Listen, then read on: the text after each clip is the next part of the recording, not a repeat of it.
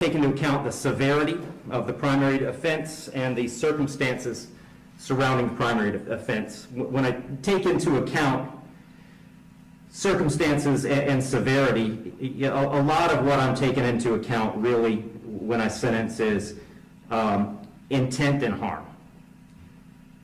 And in this case, there wasn't any evidence, and nor does the court believe that there was any specific intent to do harm, in this case to the victims.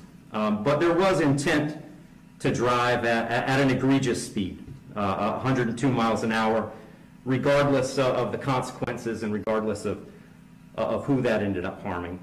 And then the second part of that, the second component, is the harm caused. And in this case, it's just impossible to have greater harm than the harm that occurred in this case, which was the loss of a mother, loss of a baby, and really the loss of a family as it existed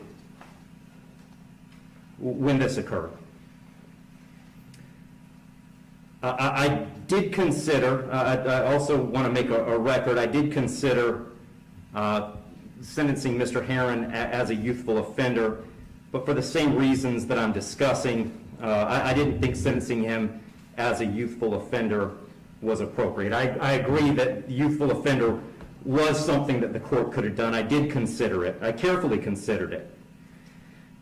But the court just found that due to the serious nature of these offenses, the extreme nature of the conduct, and again, the level of harm, that a youthful offender sentence was not appropriate.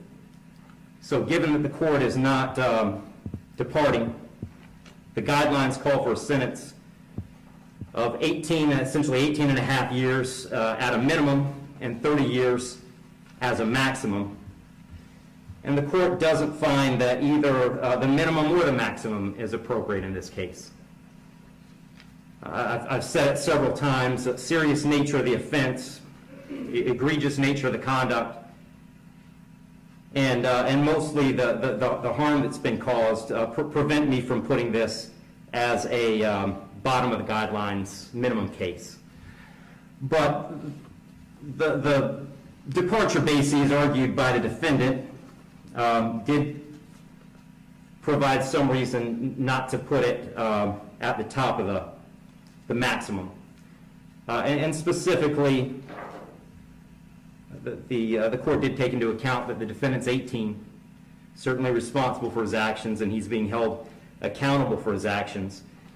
But the age of 18, the court finds is a mitigating factor and shouldn't put this at a maximum. Also, the complete lack of prior criminal history is something that the court considered as preventing this from being at the top. So having said all that, the court is going really toward the middle between the minimum under the guidelines and the maximum punishment permitted under Florida state law.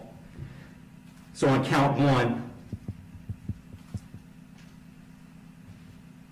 vehicular homicide, the court's going to adjudicate the defendant guilty, sentence him to 9 years in the Florida State Prison.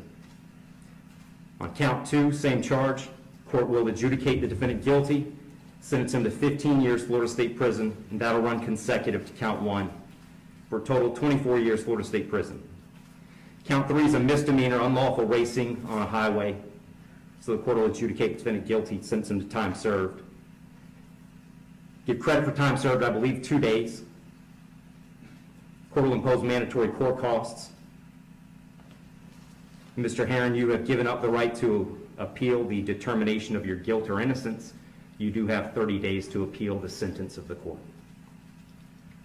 And I'll direct the bailiffs to take Mr. Heyrin into custody.